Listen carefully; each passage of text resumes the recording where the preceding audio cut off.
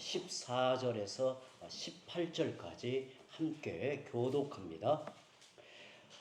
요셉 자손이 여호수아에게 말하여 이르되 여호와께서 지금까지 내게 복을 주심으로 내가 큰 민족이 되었거늘 당신이 나의 기업을 위하여 한 제비 한 분깃으로만 내게 주심은 어찌함이니까 하니 여호수아가 그들에게 이르되 너가 큰 민족이 되므로 에브라임 산지가 내게 너무 적을진대 브리스 족속과 르바임 족속의 땅 삼림에 올라가서 스스로 개척하라 하니라.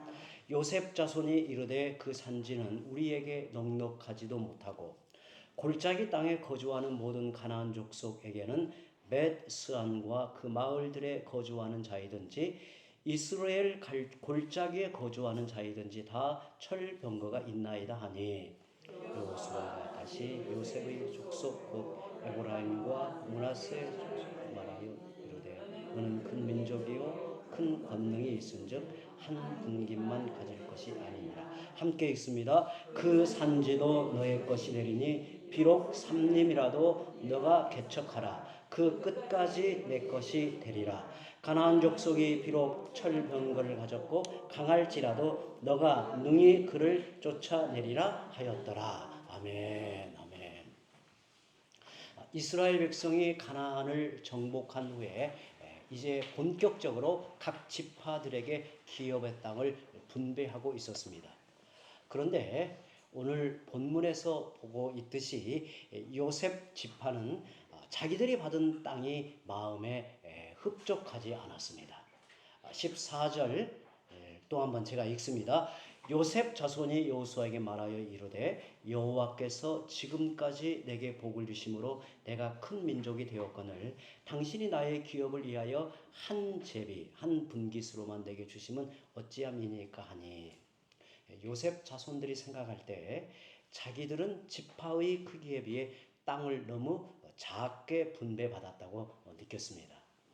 자기들의 세력에 비해서 이스라엘 중에 자기들의 세력에 비해서 그들에게 분배된 땅이 부족하다 이렇게 생각이 든 겁니다. 누구나 자기 생각에 불공정한 대우를 받고 있다고 여기면 속이 상하죠. 속이 상하면 지도자는 그것을 어찌하든 해명해주고 공감하여 그 마음을 풀어줘야 되는데 여호수아는 요셉 지파가 제기한 문제를 받아들이지 않았습니다. 15절에 여호수아가 그들에게 이르되 너가 큰 민족이 되므로 에브라임 산지가 너에게 너무 적을진대 브리스 족속과 르바임 족속의 땅 삼림에 올라가서 스스로 개척하라 하니라. 여호수아의 대답이 그들의 요구하고는 이렇게 이제 상충이 됩니다. 여호수아는 요셉 지파에게 받은 기업의 땅이 작다고 느끼면서 그렇다면 산지를 개척하라고 말합니다. 그러자 요셉 지파는 그들이 처한 상황을 설명하면서 이게 쉬운 일이 아닙니다. 이게 쉬운 일이 아닙니다. 라고 또 이제 이야기를 해요. 그러자 16절에 제가 또 읽습니다. 요셉 자손이 이르되 그 산지는 우리에게 넉넉하지도 못하고 골짜기 땅에 거주하는 모든 가나안 족속에게는 벳스안과 그 마을들에 거주하는 자이든지 이스라엘 골짜기에 거주하는 자이든지 다 철병거가 있나이다 하니 우리가 힘써 이제 싸워야 될 차지할 곳에 거주한 족속은 철병거로 무장되어 있다는 거예요. 그래서 산지를 개척하여 차지하는 것은 그건 쉬운 일이 아닙니다. 어려운 일입니다. 직설적으로 말하면 이건 불가능합니다. 이렇게 이제 대답을 한 겁니다. 이렇게까지 말하는데도 여호수아는 요셉 지파의 말을 받아들이지 않고 그들이 처한 상황을 공감하지도 않았습니다. 오히려 더 강하게 도전을 합니다. 17절, 18절 함께 읽어보죠. 여호수아가 다시 요셉 족속 곧 에브라임과 므낫세에게 말하여 이르되 너는 큰 민족이요 큰 권능이 있은즉 한 분깃만 가질 것이 아니라 그 산지도 내 것이 되리니 비록 삼림이라도 너가 개척하라. 그 끝까지 너 것이 되리라. 가나안 족속이 비록 철병거를 가졌고 강할지라도 너가 능히 그를 쫓아내리라 하였더라. 지금 요셉 지파와 여호수아 사이에 어떻게 의견 충돌이 일어나고 또 요셉 그 여호수아가 그들의 지파의 요청을 거절하여 어떻게 도전하는가, 오늘 이 내용을 함께 이제 살펴보려고 합니다. 여호수아는 이렇게까지 요셉 지파가 요청하는 말을 들어주지 않은 이유가 무엇이었을까요? 왜 이렇게 요셉 지파의 청을 이렇게 거절하여 들어주지 않았을까? 혹시 요셉 지파를 차별하는 것은 아니었을까? 참고로 여호수아는 요셉 지파에 속하는 에브라임 지파 사람입니다. 손이 안으로 굽죠. 어찌하든지 안으로 굽는 게 이게 사람의 이게 인성이잖아요. 그래서 차별한다고 볼 수 없는 거예요. 지금 차별할 수 있는 상황이 아닙니다. 어찌하든지 여호수아는 좀 편들어 준다면 자기 지파 쪽으로 편을 들어주겠지만 계속 거절한 거예요. 이 상황을 이해하려면 요셉 지파에 대해서 좀 더 알아볼 필요가 있습니다. 요셉 지파는 우리에게 익숙하지 않은 지파입니다. 여러분 이렇게 딱 볼 때 요셉 지파를 우리가 자주 들어보진 않았죠. 왜냐하면 가나안 땅을 분배받은 12지파 중에 요셉 지파라는 이름이 없습니다. 대신에 요셉의 아들이었던 에브라임과 므낫세의 두 지파를 합쳐서 통상적으로 요셉 지파라고 부르는 거죠. 본래 이스라엘의 12지파는 야곱이 낳은 12아들들이 각 지파의 대표가 되어 12지파를 구성했습니다. 그런데 하나님께서 특별한 일을 맡기시기에 레위 지파를 따로 구별하면서 그 한 자리가 비게 된 거죠. 11지파가 되죠. 그래서 12지파를 채우는 데 있어서 요셉의 두 아들이 그 지파로 들어오게 되는 거죠. 그래서 빈 자리를 채우기에 요셉의 두 아들이었던 에브라임과 므낫세를 넣어서 12를 채운 것입니다. 엄밀히 말한다면 에브라임과 므낫세는 12지파의 이름을 올릴 수 있는 서열이 아니죠. 왜냐하면 야곱의 12아들들이 아니죠. 또한 에브라임과 므낫세는 요셉이 어디에서 낳은 아들들입니까? 애굽에서 낳은 아들입니다. 애굽에서. 더구나 어머니가 애굽 사람이라는 약점도 있어요. 어머니가 애굽 사람이에요. 그런데 하나님의 은혜로 12지파에 참여하게 된 거죠. 하나님은 요셉 그 아버지로 인하여 두 아들을 크게 축복하셨습니다. 말하자면 부모 덕을 많이 본 지파들이죠. 그러면 이들에게는 누구보다 감사한 마음이 있어야 할 것입니다. 정말 누구보다도 더 숙이고 감사한 마음을 가져야 되는 게 당연하겠죠. 이런 사실을 염두에 두고 요셉 지파가 하는 말을 들어보십시오. 14절을 우리가 다시 한번 읽어봅니다. 14절 요셉 자손이 여호수아에게 말하여 이르되 여호와께서 지금까지 내게 복을 주심으로 내가 큰 민족이 되었거늘 당신이 나의 기업을 위하여 한 제비 한 분깃으로만 내게 주시면 어찌함이니까 하니. 요셉 지파는 큰 민족인 게 사실입니다. 유다 지파의 인구수를 이제 비교해 보죠. 이제 상대적으로 컸던 지파니까 유다 지파의 인구수가 76,500명입니다. 그런데 요셉 지파는 에브라임 지파와 므낫세 지파를 합한다면 85,000명이에요. 하나님은 그들을 확실히 축복하여 그들을 큰 족속으로 세우셨어요. 그런데 그들의 말에서 무엇이 느껴지는가? 14절 말씀을 보면 그들의 말에서 무엇이 느껴지는가? 자기들의 기득권을 주장하는 특권의식이 이렇게 느껴집니다. 우리들의 세력이 크고 영향력이 있으니 우리에게는 특별 대우해달라는 거예요. 모든 지파들에게 한 제비, 한 분깃을 뽑게 하였는데 한 분깃을 더 달라는 거예요. 그럼 이게 욕심을 부린 거죠.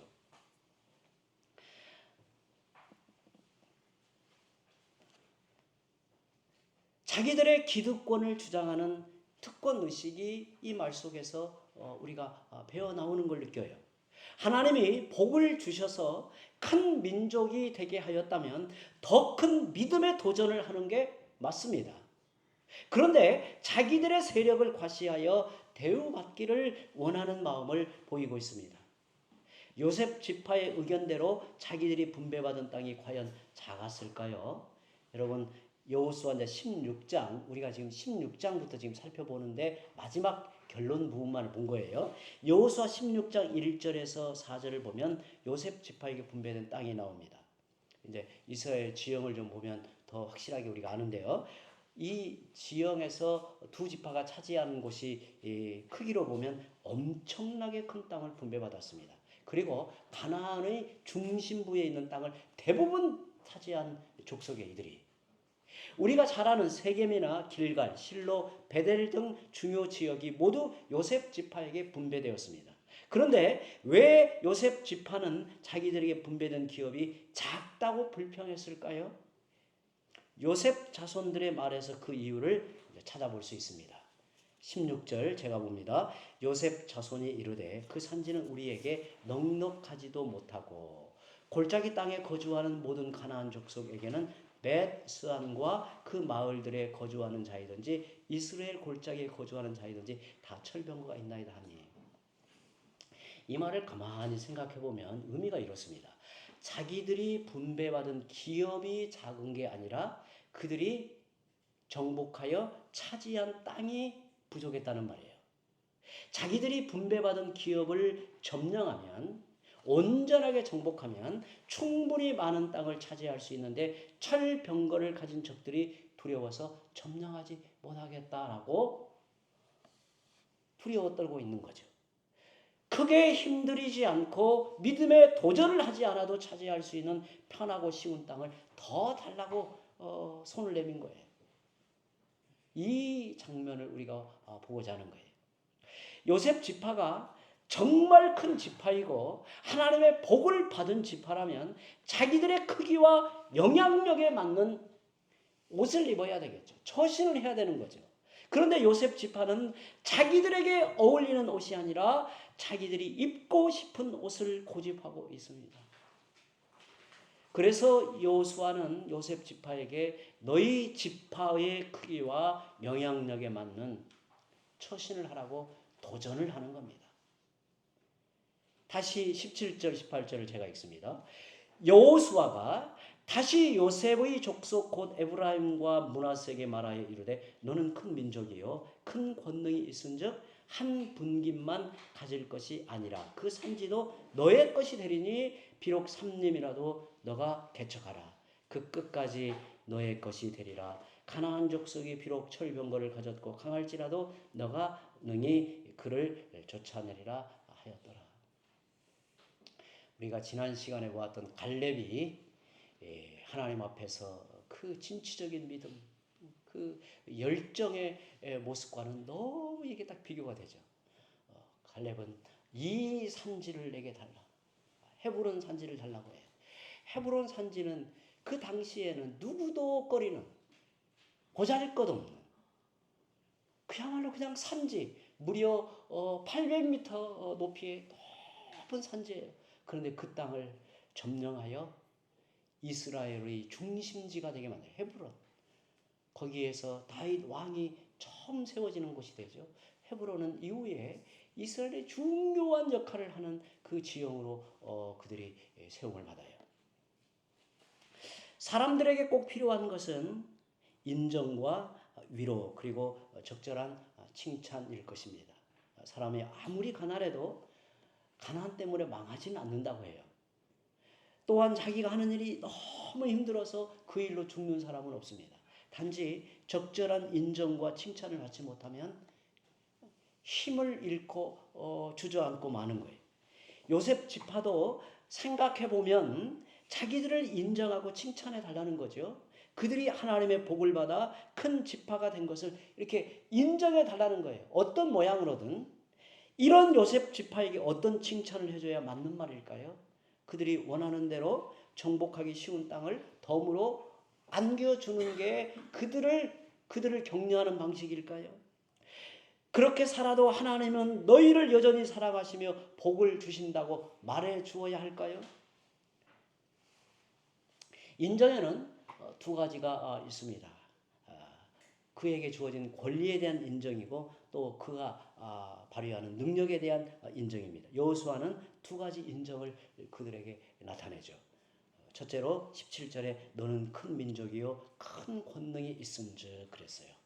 여호수아가 요셉 자손에게 여러분은 큰 민족이라는 것을 인정해 줬어요. 또 둘째로 가나안 족속이 비록 철병거를 가졌고 강할지라도 너가 능히 그를 쫓아내리라. 요셉 지파의 능력을 인정합니다. 지금 여호수아는 요셉 자손에게 최고의 인정과 칭찬을 하고 있는 거예요. 하지만 이런 인정과 칭찬이 그들에게 제대로 효과를 나타내지 못했어요. 요셉 자손이 듣고 싶었던 말은 그게 아니었어요. 자기들에게 어울리는 어떤 처신을 하기보다 자기들이 입고 싶은 옷을 이렇게 입으려고 고집을 부렸기 때문에 그 여호수아의 인정이 그들에게는 이게 격려가 되지 않았던 거예요. 요셉 지파는 본래 이런 지파가 아니었습니다. 그렇다면 하나님의 축복을 받지 못했을 거죠. 요셉 지파는 하나님의 약속을 믿고 믿음으로 도전하고 싸운 지파였습니다. 믿음으로 도전하는 야성이 있는 사람 지파였어요. 여러분 믿음으로 도전하는 야성이 있었어요. 14절에 그렇게 나오죠. 여호와께서 지금까지 내게 복을 주심으로 내가 큰 민족이 되었거늘. 이 말 속에 그것을 느껴지게 만들어요. 요셉 지파는 야성을 가지고 하나님의 약속의 말씀을 붙들고 싸워서 하나님께 복을 받고 큰 지파가 되었습니다. 문제는 복을 받은 이후에 그들이 보이는 처신이 문제가 되었던 거예요. 항상 그렇습니다.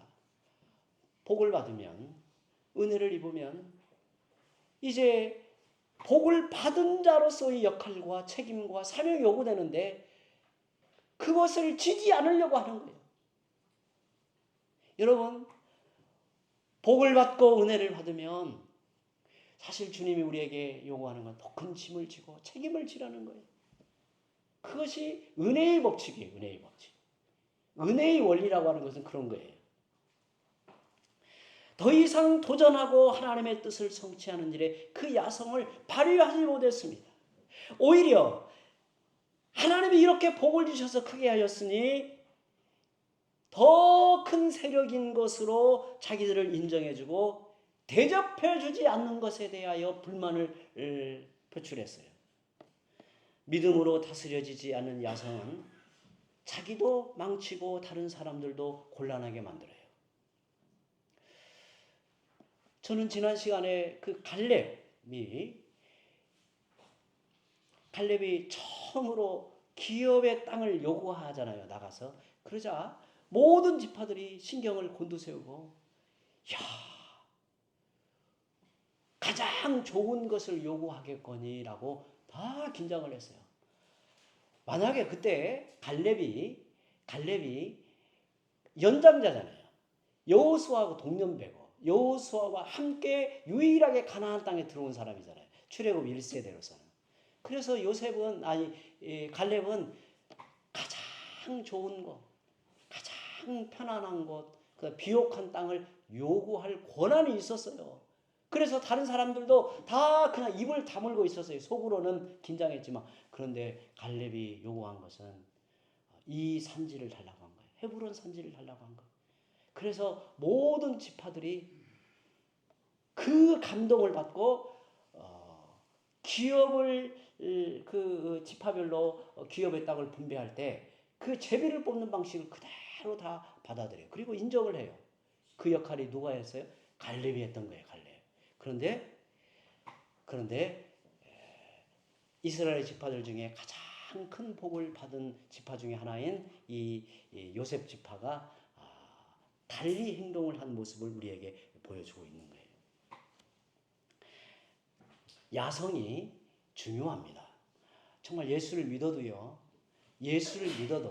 열정이 있고 정말 다부지고 맞서 싸울 줄 알고 때로는 모험도 하고 용기가 있어야 믿음의 역사를 이루는 거예요. 야성이 중요해요. 그런데 그 야성이 통제되고 훈련되어 바른 영성으로 바뀌면 사람들을 살리는 강력한 영향력이 돼요. 강력한 영향력이 돼요. 우리의 고집도 그렇습니다. 예수 믿어도요, 좀 고집이 있어야 됩니다. 그래야 정말 불굴의 의지를 가지고 흔들리지 않는 거예요. 그런데 그게 야성으로 그대로 드러나면 또 많은 문제를 일으켜요. 요셉 자손은 자기들을 대접해주지 않은 것을 서운해하기보다 왜 그들의 모습이 이렇게 변했는가에 대해 고민하고 애통해야 할 것입니다. 요셉 자손은 자기들의 권리를 인정해주지 않은 것에 속상해할 것이 아니라 믿음의 비전을 더 크게 갖고 도전의식으로 나아가지 못하는 그들의 모습을 슬퍼해야 될 거예요. 이게 바로 야성을 넘어 바른 영성으로 나아가는 길이라는 겁니다. 우리는 사람들이 왜 나를 대접해주지 않은가에 대해 서운해하기보다 왜 나는 저런 사람들을 품지 못하는가를 속상해야 돼요. 이런 사람들이 믿음의 사람이고 정말 위인들이에요. 다른 사람이 나에게 관심을 가져주고 챙겨주지 않은 것을 서운해하기보다 내가 다른 사람에게 관심을 갖지 못하고 챙기지 못하는 것을 속상해하는 사람. 이런 사람들이 믿음의 역사를 끌고 가는 사람들이에요. 이기적인 나를 보고 속상하고 속이 좁은 나를 보고 속상해야 합니다.